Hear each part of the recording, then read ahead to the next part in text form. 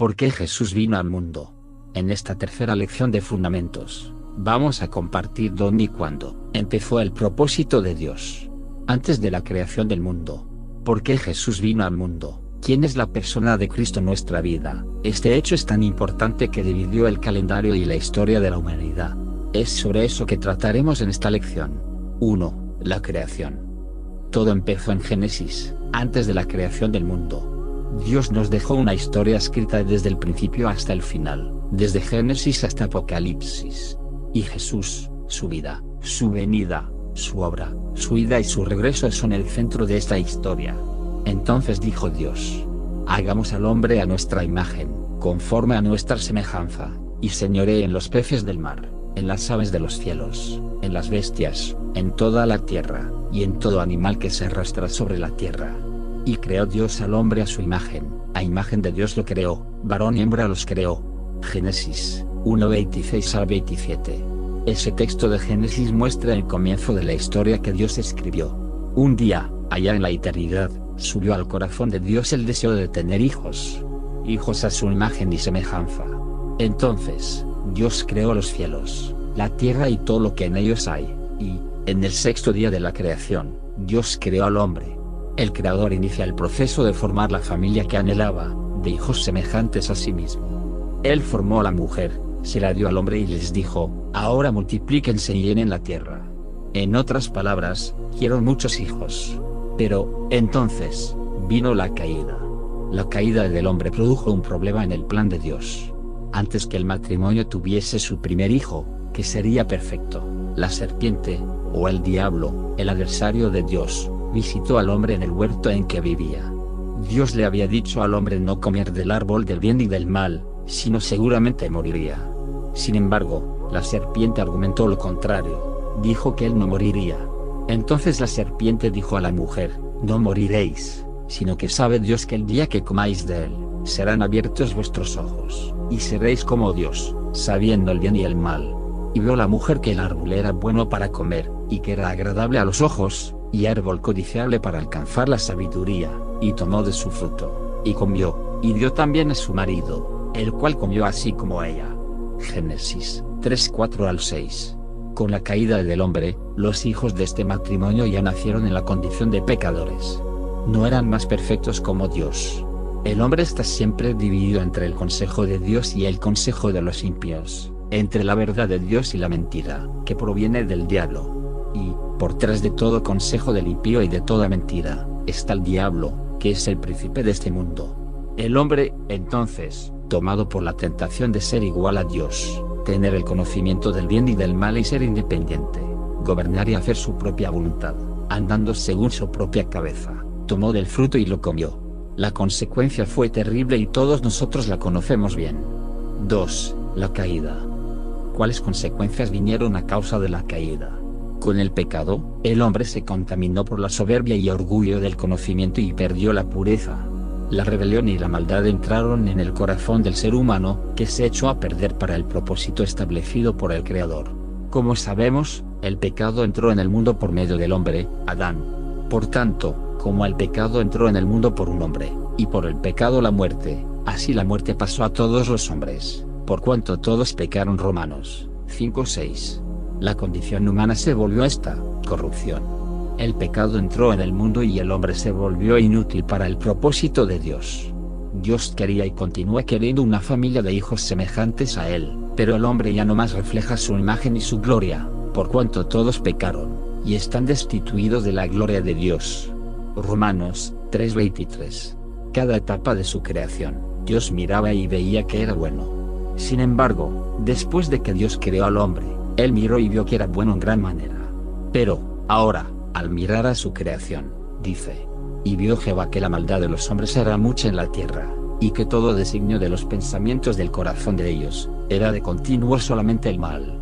Y se arrepintió Jehová de haber hecho hombre en la tierra, y le dolió en su corazón. Y dijo Jehová: raeré de sobre la faz de la tierra a los hombres que he creado, desde el hombre hasta la bestia, y hasta el reptil y las aves del cielo, pues me arrepiento de haberlos hecho. Génesis 6:5-7. Y se corrompió la tierra delante de Dios, y estaba la tierra llena de violencia. Y miró Dios la tierra, y he aquí que estaba corrompida, porque toda carne había corrompido su camino sobre la tierra.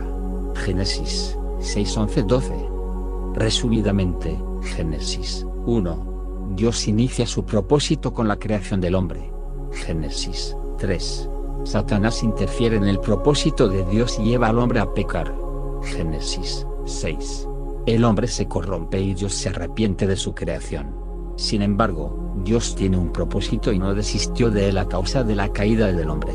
¿Cómo Dios condujo eso? Dios hizo algunos intentos. Los hizo para mostrar en los tiempos futuros que solo había una solución para la restauración de todas las cosas, no porque no supiese lo que iría a suceder, sino para que nosotros pudiésemos mirar hacia atrás y ver lo que Dios hizo y no funcionó. Dios nos probó que solo había una manera. Intentos. Él intenta a partir de una familia, Noé. Con una familia de 8 personas, Él intenta reiniciar la raza humana. Él intenta a partir de un hombre, Abraham. Él intenta por medio de duras leyes, Moisés. Él intenta por medio de profetas y reyes. Sin embargo, el ser humano continúa el mismo. El orgullo, la soberbia, la maldad, la rebelión y toda consecuencia del pecado permanecen. No había nada que pudiese solucionar el problema.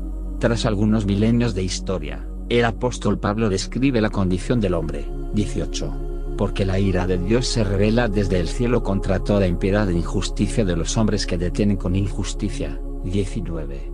Porque lo que de Dios se conoce, les es manifiesto, pues Dios se lo manifestó. 20. Porque las cosas invisibles de Él, su eterno poder y deidad, se hacen claramente visibles desde la creación del mundo, siendo entendidas por medio de las cosas hechas, de modo que no tienen excusa. 21. Pues habiendo conocido a Dios, no le glorificaron como a Dios, ni le dieron gracias, sino que se envanecieron en sus razonamientos, y su necio corazón fue entenebrecido. 22. Ser sabios, se hicieron necios. 23. Y cambiaron la gloria del Dios incorruptible en semejanza de imagen de hombre corruptible, de aves, de cuadrúpedos y de reptiles. 24. Lo cual también Dios los entregó a la inmundicia, en las concupiscencias de sus corazones, de modo que deshonraron entre sí sus propios cuerpos. 25. Ya que cambiaron la verdad de Dios por la mentira, honrando y dando culto a las criaturas antes que al Creador, el cual es bendito y por los siglos. Amén. 26. Por esto Dios los entregó a pasiones vergonzosas, pues aún sus mujeres cambiaron el uso natural por el que es contra naturaleza. 27. Y de igual modo también los hombres, dejando el uso natural de la mujer, se encendieron en su lascivia de unos con otros, cometiendo hechos vergonzosos hombres con hombres, y recibiendo en sí mismos la retribución debida a su extravío. 28. Y como ellos no aprobaron tener en cuenta a Dios, Dios los entregó a una mente reprobada, para hacer cosas que no convienen. 29. Estando atestados de toda injusticia, fornicación, perversidad, avaricia, maldad, llenos de envidia, homicidios, contiendas, engaños y malignidades. 30. Detractores, aborrecedores de Dios, injuriosos, soberbios, altivos, inventores de males, desobedientes a los padres. 31. Necios, desleales, sin afecto natural, implacables, sin misericordia. 32. Quienes habiendo entendido el juicio de Dios, que los que practican tales cosas son dignos de muerte, no solo las hacen, sino que también se complacen con los que las practican. Romanos 1, 18-32. 10. Como está escrito, no hay justo, ni aun uno. 11.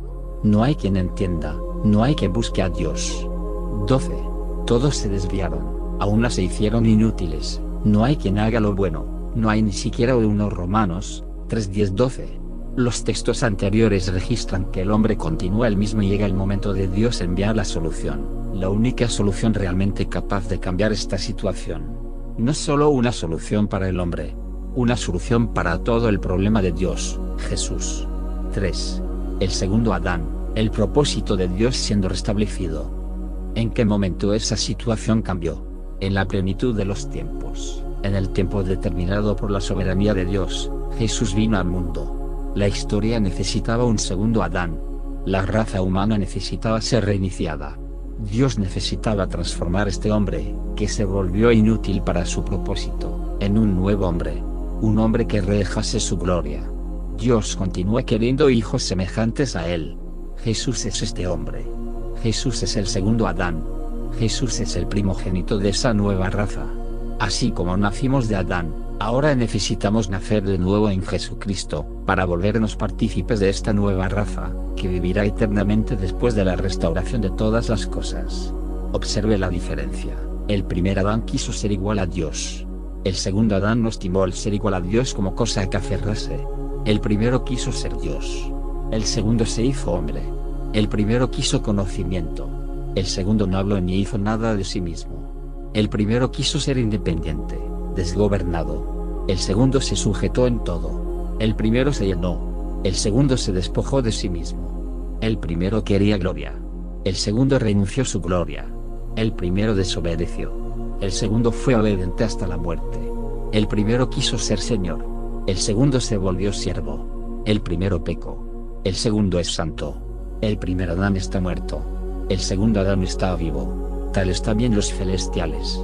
Y así como hemos traído la imagen del terrenal, traeremos también la imagen del celestial. Pero esto digo, hermanos, que la carne y la sangre no pueden heredar el reino de Dios, ni la corrupción hereda la incorrupción. He aquí, os digo un misterio, no todos dormiremos, pero todos seremos transformados, en un momento, en un abrir y cerrar de ojos, a la anal trompeta, porque se tocará la trompeta, y los muertos serán resucitados incorruptibles, y nosotros seremos transformados. Porque es necesario que esto corruptible se vista de incorrupción, y esto mortal se vista de inmortalidad. Y cuando esto corruptible se haya vestido de incorrupción, y esto mortal se haya vestido de inmortalidad, entonces se cumplirá la palabra que está escrita: sorbida es la muerte en victoria. ¿Dónde está, oh muerte, tu aguijón?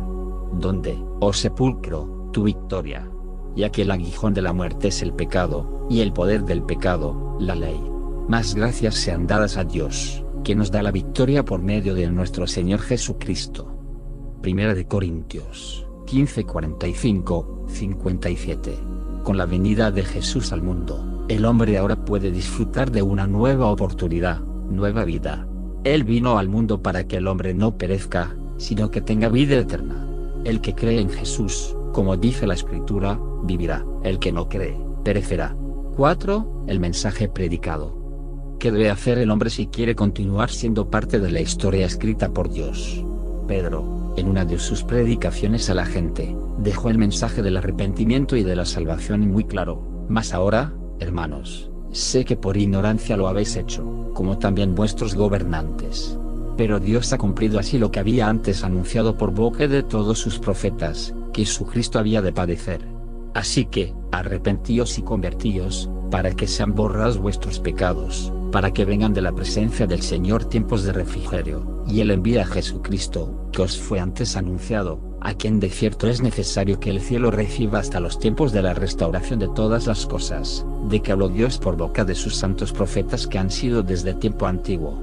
Porque Moisés dijo a los padres: el Señor vuestro Dios os levantará profeta de entre vuestros hermanos, como a mí, a él oiréis en todas las cosas que os hable, y toda alma que no oiga a aquel profeta, será desarraigada del pueblo. Hechos 3:17-23. Arrepentirse, creer en Jesús y en su Evangelio, ser bautizado y recibir el Espíritu Santo. Jesús vino no solo por amor al hombre, o para salvar al hombre, mucho más que eso, Él vino por amor al Padre y al propósito del Padre. Esa historia no es únicamente la historia del ser humano. Es la historia de Dios, de su reino, de su propósito eterno. Es una historia que empieza antes de la fundación del mundo, antes que el mundo existiese, y que se extiende por toda la eternidad. El texto de Efesios puede ser el resumen de esa historia. Bendito sea el Dios y Padre de nuestro Señor Jesucristo, que nos bendijo con toda bendición espiritual en los lugares celestiales en Cristo, según nos escogió en Él antes de la fundación del mundo, para que fuésemos santos y sin mancha delante de Él, en amor habiéndonos predestinado para ser adoptados hijos suyos por medio de Jesucristo, según el puro afecto de su voluntad, para alabanza de la gloria de su gracia, con la cual nos hizo aceptos en el amado, en quien tenemos redención por su sangre, el perdón de pecados según las riquezas de su gracia, que hizo sobreabundar para con nosotros en toda sabiduría e inteligencia, dándonos a conocer el misterio de su voluntad, según su beneplácito, el cual se había propuesto en sí mismo, de reunir todas las cosas en Cristo, en la dispensación del cumplimiento de los tiempos, así las que están en los cielos, como las que están en la tierra. En él asimismo tuvimos herencia, habiendo sido predestinados conforme al propósito del que hace todas las cosas según el designio de su voluntad, a él de que seamos para alabanza de su gloria, nosotros los que primeramente esperábamos en Cristo. En él también vosotros, habiendo oído la palabra de verdad, el evangelio de vuestra salvación, y habiendo creído en él, fuisteis sellados con el Espíritu Santo de la promesa, que es las arras de nuestra herencia hasta la redención de la posesión adquirida, para alabanza de su gloria. Efesios 1:3-14. Los detalles de la vida y de la obra de Jesús, y cómo el hombre puede hacerse partícipe del propósito eterno de Dios se tratarán más adelante, en otros estudios. Que el Señor nos bendiga. Revisión del contenido. En esta tercera lección, aprendimos sobre la historia del propósito de Dios, que empezó, antes de la fundación del mundo. Dios tenía un deseo en su corazón y creó al hombre para eso, pero el pecado y la caída estorbaron el plan y trajeron consecuencias terribles. Sin embargo, Dios no cambió su propósito y, por eso, Jesús vino. Él no vino solo para salvar al hombre del infierno, sino su mayor razón es la de formar una familia de santos para su Padre, para agradar el corazón del Padre. Fue por ese motivo que Jesús vino al mundo. Considere atentamente. Usted entendió el amplio significado de Jesús para el Padre. Usted ya abrazó por completo a este Jesús en fe, rendición y amor a Él. Usted se contenta con que Jesús haya venido para salvarle del infierno. O abraza la razón mayor de él haber venido, que es la de formar una familia de santos para su Padre. Usted suele comparar sus pensamientos, sentimientos y comportamientos con los de Jesús.